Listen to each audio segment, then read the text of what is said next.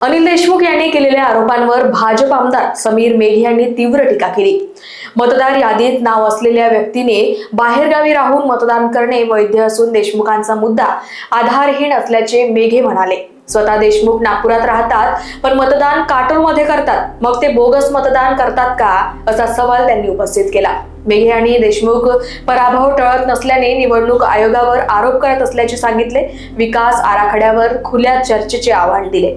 आपण मूळ समजलं पाहिजे की बोगस मतदान म्हणजे काय।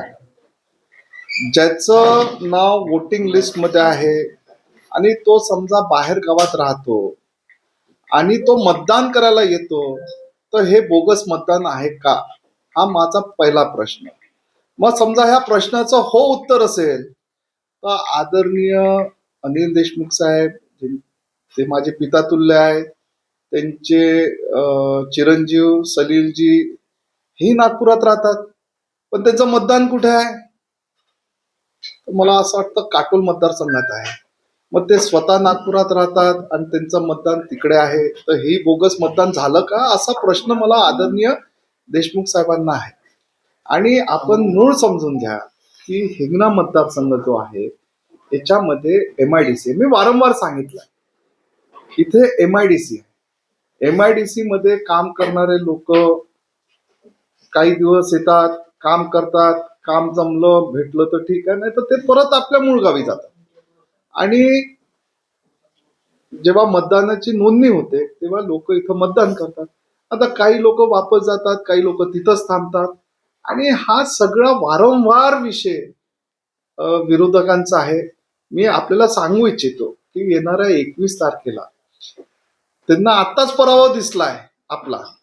आमचे जे महाविकास आघाडीचे जे काही सहभागी लोक आहेत त्या लोकांना आजच कळलेलं आहे की आपला मोठ्या प्रमाणात पराभव होणार आहे, आणि म्हणून हे आज बोगस मतदान करणार आहे आणि 22 तारखेला हे EVM वर आपलं खापड फोडणार आहे। आणि माझी विनंती आहे हे सगळ्या लोकांना एकदाच त्यांच्या कारकिर्दीमध्ये त्यांच्याही पक्षाचे तिथे आमदार होते, मंत्री होते, मी वारंवार आपल्याला विनंती करतोय की एकदा हा डिबेट झाला पाहिजे। त्यांचे 15 वर्ष, माझे 11 वर्ष, 5 वर्ष अधिक आदरणीय आमचे माजी आमदार घोडमारे साहेब जे आज दुसऱ्या पक्षात आहेत त्यांचे 5 वर्ष, असं 16 वर्षाचं त्यांचं विकास कामाचा आराखडा त्यांनी सादर केला पाहिजे। आणि 11 वर्षाचा विकासाचा आराखडा मी सादर करतो।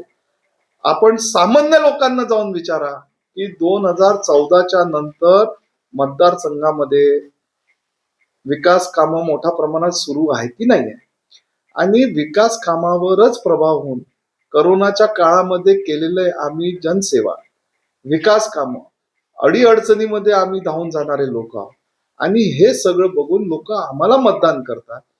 तर आपण समजलं पाहिजे की विरोधकांना माझी आपल्याला विनंती आहे की आपल्याला संधी होती, आपलं सरकार होतं, आपण तेव्हा लोकांची सेवा करण्यामध्ये आपल्याला अपयश आलं, तर म्हणून हे नवीन नवीन रोजचे नाटक करणं बंद करा, आणि त्यांना जे काही संधी आताही आहे त्या संधीचं त्यांनी सोनं करावं असा माझा त्यांना सल्ला। लोकवाहिनी मीडियासाठी अविनाश तोतडेची रिपोर्ट, नागपूर।